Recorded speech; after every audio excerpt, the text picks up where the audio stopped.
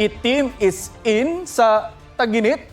Taliwas sa nakasanayan, mga dark-colored na damit daw ang mas mainam na proteksyon sa araw ayon sa isang pag-aaral. Ang paliwanag dyan ng eksperto sa report ni Von Aquino.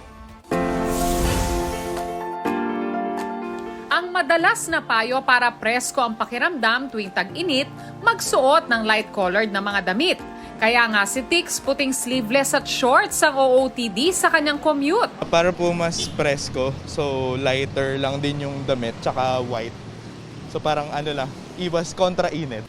Pero base sa pag-aaral ng American Academy of Dermatology Association, mainam na proteksyon mula sa UV rays ng araw ang pagsusuot ng itim at patitingkad na kulay ng damit tulad ng pula. Habang ang mga light at pastel-colored na damit, hindi gaanong naka-absorb ng UV rays. Sinuportahan niya ng isang dermatologist. The black colors will actually block more of the UV rays. Mas pumapasok ang UV rays sa lighter color.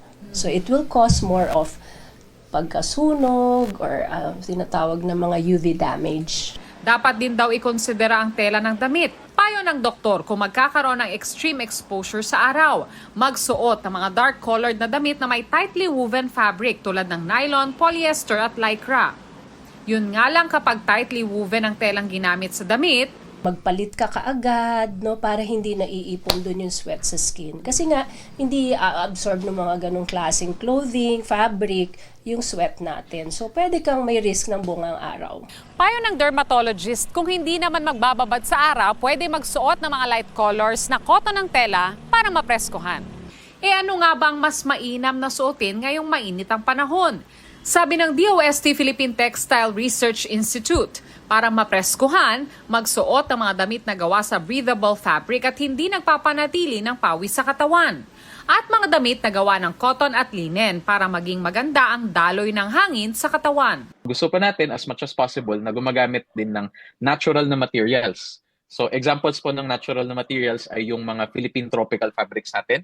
Magandang example ay yung rami, for example, or yung abaca, pinya. Ito po yung mga tipo ng mga tela na akma sa ating klima.